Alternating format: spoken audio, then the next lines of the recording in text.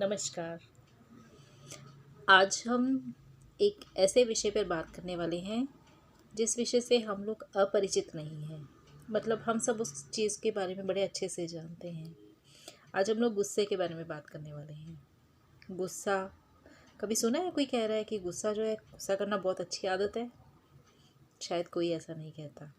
हम सभी ये अच्छे से जानते हैं कि गुस्सा करना बहुत बुरी बात है, लेकिन ये जानने के बावजूद भी हम सभी गुस्सा करते हैं। मैं भी गुस्सा करती हूँ, आप भी गुस्सा करते हैं। घर में कोई छोटा बच्चा है, उसे भी गुस्सा आता है। बड़े बच्चे हैं, उनको तो बहुत ज़्यादा गुस्सा आता है। कभी कभी आपके मम्मा पापा को भी गुस्सा आ जाता है, और तो और आपके टीचर्स को तो सबसे ज़्यादा गुस्सा आता है ना। तो गुस्सा जो है हमारी ज़िंदगी का अभिन्न हिस्सा बन चुका है। लेकिन ये एक ऐसी आदत है जो अच्छी आदतों में शुमार नहीं है। ये एक बहुत ख़राब आदत है, क्योंकि गुस्सा करने वाले का हमेशा नुकसान ही होता है। चाहे वो मानसिक नुकसान हो, चाहे शारीरिक नुकसान हो, या किसी और तरीके का नुकसान हो। तो हमें जो है अपनी एक आदत, जब हम अच्छी आदतों की बात करते हैं तो हमें एक ये भी आदत अपनानी चाहिए कि हमें गुस्सा जो है वो नहीं करना चाहिए। अब क्यों नहीं करना चाहिए, एक छोटी सी कहानी के माध्यम से आपको समझाने का प्रयास करती हूँ। एक बार की बात है, एक छोटी सी बच्ची थी, दिया नाम था उसका। तो दिया जो है अपने परिवार की बहुत लाडली थी।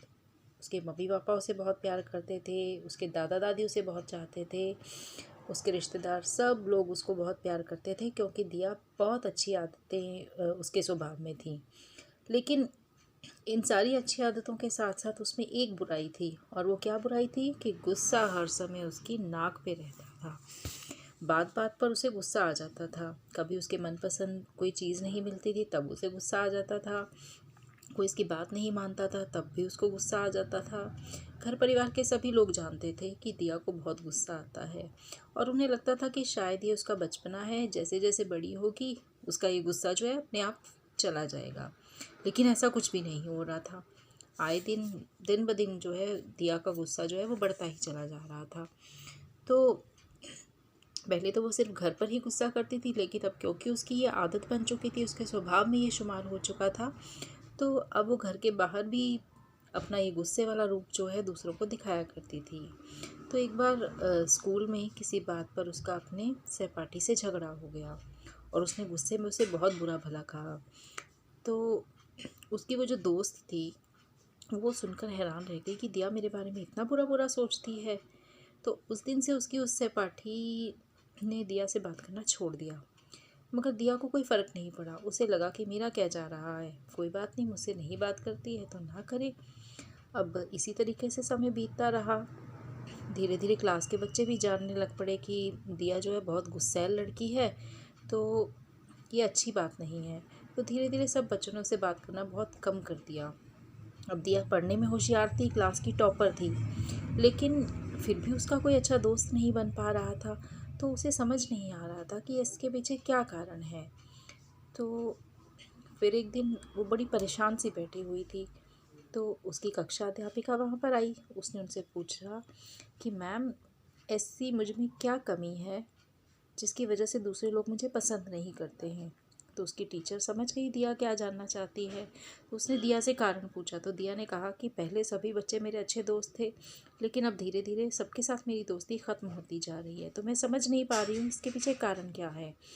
तो उसकी टीचर ने उसे कहा कि दिया, मैं तुम्हें एक छोटा सा टास्क देती हूँ, तो अगर तुम ये टास्क अच्छे से कर लोगी तो सब के सब लोग जो हैं तुम्हारे दोस्त फिर से बन जाएंगे। तो दिया बहुत खुश हुई ये जानकर। उसने अपनी टीचर से कहा कि क्यों मैम, ऐसा क्या है।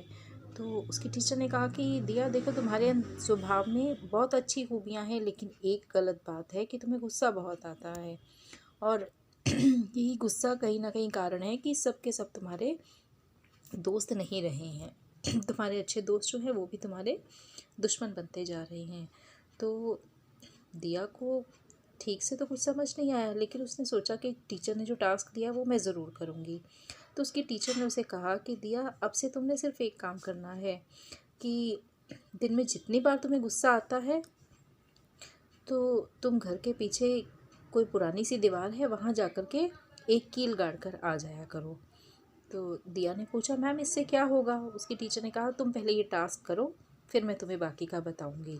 कम से कम 10 दिन तक इस प्रक्रिया को दोहराना। दिया मान गई, घर चली गई। अब उस याद था क्योंकि वो अब सब दोस्तों को वापस पाना चाहती थी, तो उसने सोचा टीचर ने जो कहा है मुझे वो करना ही करना है। तो वो चली गई, घर गई। दिन में 5-6 बार उसे गुस्सा आया और उसने हर बार क्या किया, हथौड़ी उठाई, कील उठाई, घर के पीछे गार्डन की दीवार के वहाँ जा कर के उसने कील को गाड़ दिया। तो शाम को जब वो यूं ही गार्डन में गई तो उसने देखा अरे एक दिन में मैंने 7 बार कीलें लगा दी हैं, इसका मतलब आज तो मुझे 7 बार गुस्सा आया है। अगले दिन फिर उसने यही प्रक्रिया दोहराई। करते करते 10 दिन बीत गए और वो 10 दिनों में जब दिया ने नज़र घुमाकर देखा तो उस दीवार पे ढेर सारी कीलें लगी हुई थी। इतनी सारी कीलें, वो सोचने लग गई अरे वाह, मैडम तो सच कह रही थी, मुझे तो सच में बहुत ज़्यादा गुस्सा आता है। और अगर मुझे इतना गुस्सा आता है तो मुझे इस चीज़ का एहसास क्यों नहीं हुआ। फिर 10 दिन के बाद वो अपनी टीचर के पास गई तो उसकी मैम ने उससे पूछा कि बेटा तुमने मेरा दिया हुआ टास्क किया? तो दिया ने कहा यस मैम मैंने किया। तो मैम ने कहा अच्छा, तो अब तुम्हारा जो तुम्हें टास्क दिया था वो दिन ब दिन बढ़ा या कम हुआ? तो दिया ने कहा कि कम हुआ, क्योंकि मुझे बार बार जा कर के कील लगाना अच्छा नहीं लगता था। तो अब उसकी वजह से क्या हुआ कि मेरा गुस्सा जो है थोड़ा थोड़ा कम होना शुरू हो गया। तो मैम इसका क्या मतलब है, मेरा सारा गुस्सा चला गया? तो उसकी टीचर ने कहा नहीं, अभी टास्क तुम्हारा अधूरा है, थोड़ा सा और बाकी है। अब तुमने क्या करना है, वो दिन जिस दिन तुम्हें बिल्कुल एक बार भी गुस्सा नहीं आएगा, जा कर के वहाँ दीवार से वो कील निकाल लेनी है। तो सिर्फ उसी दिन निकालनी है जिस दिन तुम्हें बिल्कुल भी गुस्सा नहीं आएगा। दिया ने कहा ठीक है। फिर लग पड़ी वो अपने टास्क पे। कोई कोई दिन तो उसे फिर भी गुस्सा आ जाता था क्योंकि इतने सालों की आदत थी, आदत छूटी नहीं। लेकिन फिर भी धीरे धीरे करके एक एक कील निकलना शुरू हो गया। अब करीबन 2 से 3 महीने का समय लगा और वो दीवार बिल्कुल खाली हो गई, सारी कीलें निकल गई। जिस दिन आखिरी कील उसने निकाली वो बहुत खुश थी। वो टीचर के पास नेक्स्ट डे गई और उसने कहा कि मैम अब तो मेरी आदत बिल्कुल छूट गई। मैम ने कहा कैसे? उसने कहा कि मैडम मैंने सारी कीलें निकाल दी। तो उसकी मैम ने कहा कि मैं देखना चाहती हूँ उस दीवार को, मुझे ले चलो। तो दिया अपनी टीचर को अपने घर ले गई। जब वो गार्डन की उस दीवार पर ले गई तो टीचर ने कहा कि तुम्हें इस दीवार में कुछ दिख रहा है? दिया ने कहा नहीं, मैंने तो सारी कीलें निकाल दी, देखो अब एक भी कील इस दीवार पर नहीं है, इसका मतलब अब मेरा गुस्सा बिल्कुल ख़त्म हो गया है। तो उसकी टीचर ने उसे कहा कि बिल्कुल ठीक कह रही हो, तुम्हारा गुस्सा तो चला गया है, लेकिन तुम ध्यान से देखो दीवार में क्या है। तो दिया ने थोड़ा सा ध्यान दिया तो देखा कि जहाँ जहाँ उसने कीलें लगाई थी वहाँ वहाँ दीवार पर छेद हो गए थे, जो बड़े भद्दे लग रहे थे, बुरे लग रहे थे। तो दिया ने कहा हाँ मैम, कीलें तो सारी निकल गई लेकिन निशान बाकी रह गए।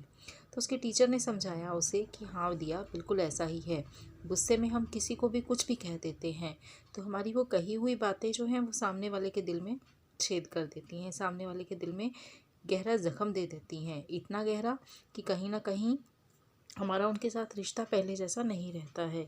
यही बात तुम्हारे दोस्तों के साथ भी हुई। जब तुमने उन लोगों को गुस्से में बुरा भला कहा तो उन लोगों ने यही सोचा कि शायद अब इस दोस्ती को ख़त्म कर देना ही उचित होगा। तो ऐसा ही ये सब लोग भी समझते हैं।